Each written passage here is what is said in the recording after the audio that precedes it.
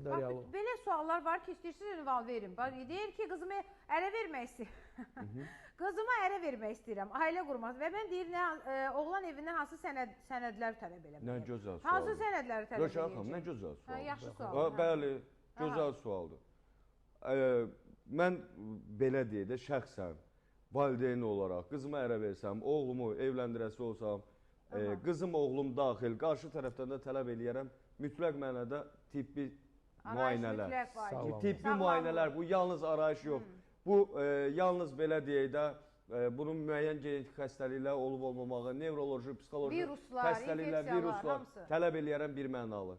İkinci olaraq, bəydirsə, hərbi xidmət barədə tələb eləyərəm.